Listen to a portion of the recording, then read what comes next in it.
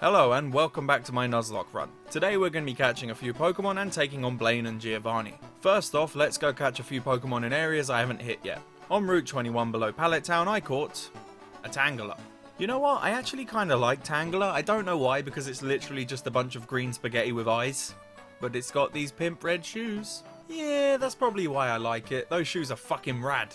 And I named this Tangela Brandon after Brandon Simmons. Thanks for the comments, my dude. Don't ask me why, but Brandon just seems like the perfect name for a Tangela, doesn't it? And moving on to Cinnabar Island, I thought I would do a spot of fishing here, and I got a Shelder. Again, I don't mind Shelder, it's a pretty good Pokemon, and I do like Cloyster as well. But how have I never noticed that Cloyster looks suspiciously like a lady's mana pool? Kids game my ass, I know what you're up to, game freak. And I named this Shelder Nazim after Nazim the dickhead, who's always down in the comments being an incredibly spicy boy. I appreciate the spice, Nazim, keep it up. Thinking about it, it's pretty appropriate that you got this Pokemon. Next up, to the right of Cinnabar Island, is Route 20, and here I caught a Wingull. Great, a fucking seagull. As if I don't have to deal with them enough in my day job. I hate the fucking flying vermin. People always say pigeons are the flying rats, but I say seagulls are the true flying rats. I once saw one eat a shit-filled baby's nappy, which it then choked to death on. Stupid creatures. And I named this Wingull Pancake after Pancake Batter, who's always leaving really nice comments. Cheers, my dude. And I'm loving your Ryuma profile pic.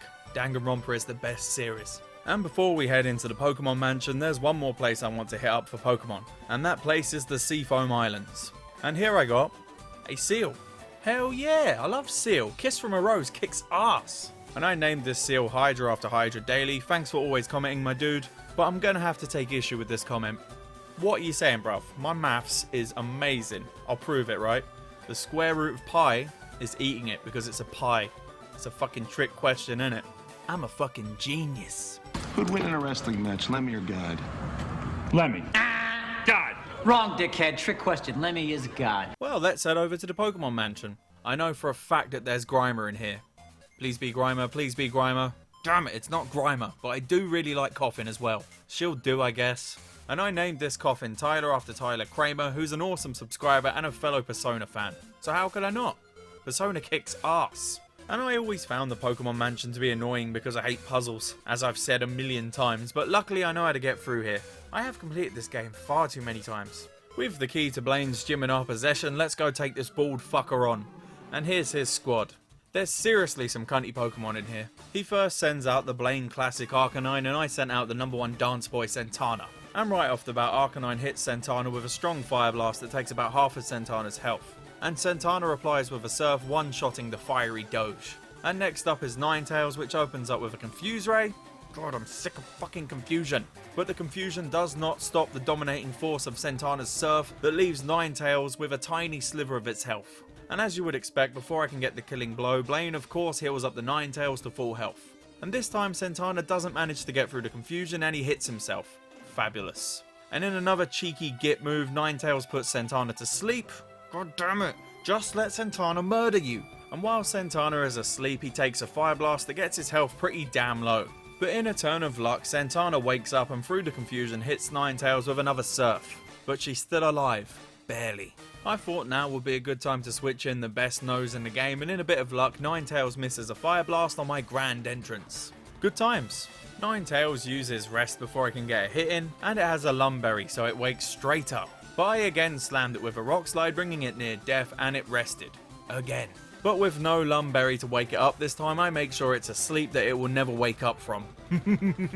And with 2 Rock Slides, the Ninetales is dead. Well done, Nosepass, you actually did something for once. You're just like me. Useless. Blaine next sent out a Typhlosion, which thankfully missed the Blast Burn.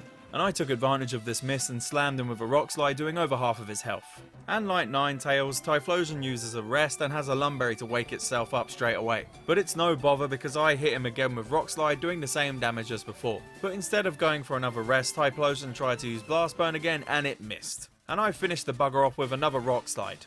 This is about as close to Beast Mode as I have ever got. My next victim is Magma and he tried to hit me with a Cross Chop, but it missed. That would have been a fucking death right there. I'm getting so lucky. And the luck doesn't end there. My Rock Slide ends up being a critical that kills the Magma in one shot.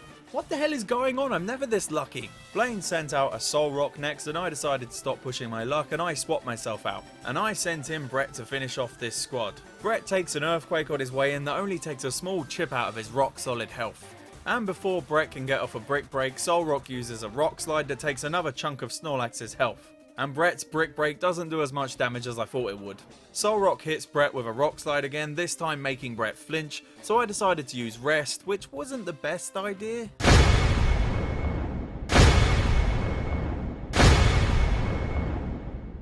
Oh boy.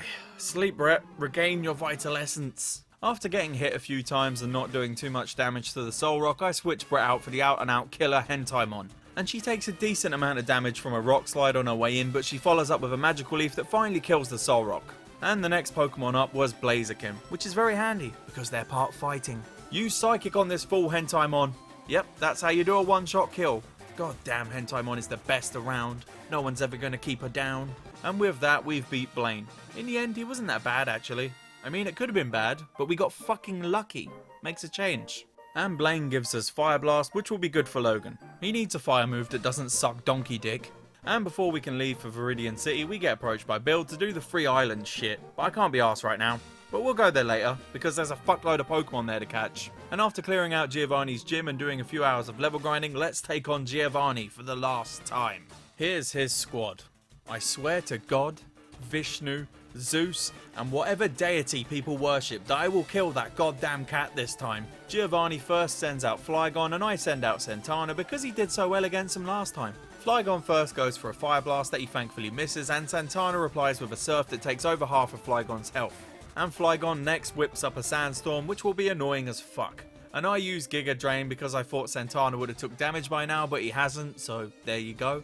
And Giovanni of course heals up his Flygon and I used another Giga Drain even though I should have just used Surf.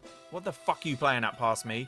Fucking idiot. And this time Flygon manages to hit with a Fire Blast, but it doesn't do that much damage. And I learned the error of my ways and used Surf. And that gets Flygon's health pretty low. After taking another Fire Blast, Santana finishes off the Flygon with a Surf. I should have just used Surf the whole time. The next Pokemon up is Rhydon and I stuck with Santana and I used the Giga Drain to get Santana's health back up to snuff. And he actually manages to kill the Rhydon in the process. Yes, Santana, you need all the life essence. Next up is Tyranitar and yeah, Surf, dead. Santana is just Giovanni's bogey Pokemon, isn't he? He's always smashing him. For my non-UK viewers, the term bogey Pokemon was me using a football term in Pokemon. A bogey team in football is a team that you always seem to have trouble with. So there you go, don't say you don't ever learn shit on my channel. Oh, sorry, Paul. Anyway, the half-time's over now and it's back to the action. He sent out Cacturne and I wasn't sure of the typing of him, so I stupidly went for Surf, which did bugger all damage. And Cacturne responded with a Tita Dance, confusing poor Santana. I then decided to sub in Logan to have a go at Cacturne.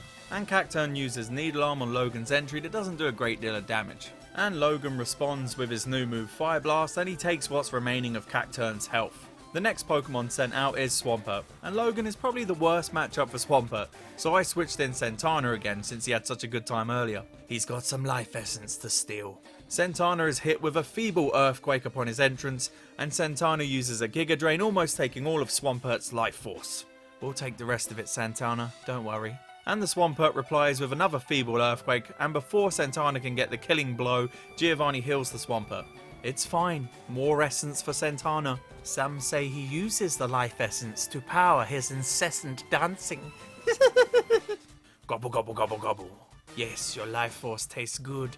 Now die. Santana, such a good demon thing. And look who he sends out now. Our friend Persian. We'll see about that, you fucking asshole.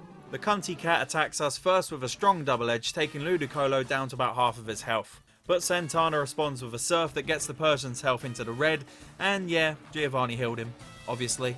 Santana again uses Surf that gets Persian down to a quarter of his health, and before I can kill him he puts Santana to sleep. God, I just can't get no satisfaction. And with Santana asleep and his health relatively low, I decided to swap in Felsbrocken to get revenge for his fallen brother, finally. And on Felsbrocken's entrance, Persian is again healed by Giovanni. Oh, you think that'll save you from fucking Gojira? I think not. Before Godzilla can get a hit in, Persian uses Double Edge and it barely phases the Dino God, and he responds with a crunch that takes a good 3/4 of Persian's health. Persian tries to put Felsbrocken to sleep, but that shit missed, and Felsbrocken finally lays the final strike onto Persian, finally getting revenge for Bongzilla. You couldn't get the coward's way out this time with Double Edge, you prick. Bongzilla is avenged. I feel like I was on some weird John Wick journey there. Well done, John Felsbrocken, you beast. And with that, we have the final gym badge in our possession. Bloody hell, it's been a hell of a journey. But the journey isn't over yet. We still have the Elite Four to take down, and I'm sure that's going to be a hell of a challenge. Well, I think it's time to bring this episode to a close. Next time, we'll be doing the rival fight before the Pokemon League, heading to the 3 islands for more Pokemon than you can shake a stick at, and heading through the Victory Road to start the Elite Four. And don't forget to like this video and leave a comment, because as always, it does really help the channel out, and it's a well-known fact that I have the best subscribers in the fucking world. Anyway, thank you for watching, and I will see you later.